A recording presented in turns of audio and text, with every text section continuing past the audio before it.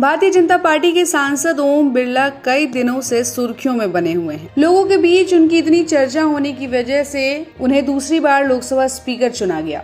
ओम बिरला ने इस बार राजस्थान की कोटा सीट से चुनाव जीता है और उनके राजनीतिक सफर की खास बात यह है कि वो आज तक कभी किसी चुनाव में नहीं हारे। हालांकि पहले भी कई बार अपनी हाजिर जवाबी और बेबाक अंदाज को लेकर वो चर्चा में रहे हैं, लेकिन अब ओम बिरला के साथ उनकी बेटी भी खबरों में आ गई है। लोग सोशल मीडिया पर उन्हें लेकर कई बातें कह रहे हैं। आपको बता दें कि अंजलि बिरला एक आईएएस अफसर है और उन्हें लेकर सवालिया निशान उठाए जा रहे हैं। उनका कहना है कि ओम बिरला की मॉडल बेटी अचानक आईएएस की परीक्षा देती है और पहले ही प्रयास में सफल भी हो जाती है। ओम बिरला की पत्नी अमिता बिरला की दूसरी बेटी का नाम आकांक्षा बिरला है। पिता राजनीति में है, लेकिन बेटियों ने अपनी अलग राह चुनने का फैसला लिया।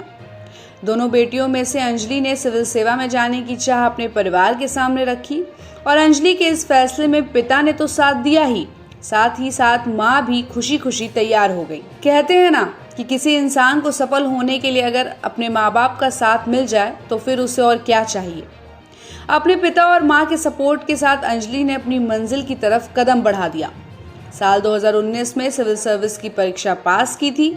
उन्होंने पहले ही अटेम्प्ट में सफलता हासिल की और इस समय वो रेल मंत्रालय में आईएएस अधिकारी के तौर पर काम कर रही हैं। बात अगर अंजलि बिरला की पढ़ाई लिखाई की करें तो अंजलि बिरला ने कोटा के सोफिया स्कूल से अपनी स्कूली शिक्षा पूरी की। स्कूल के बाद अंजलि ने दिल्ली विश्वविद्यालय के रामजस कॉलेज से राजनीति विज्ञान की पढ़ाई की और इसी दौरान अंजलि ने यूपीएससी की तैयारी भी शुरू कर दी और पहले ही प्रयास में दुनिया की सबसे मुश्किल परीक्षाओं में से एक पास कर दिखाया। आईएएस अधिकारी अंजलि बिरला वर्तमान में केंद्रीय रेल मंत्रालय में अपनी जिम्मेदारी निभा रही है।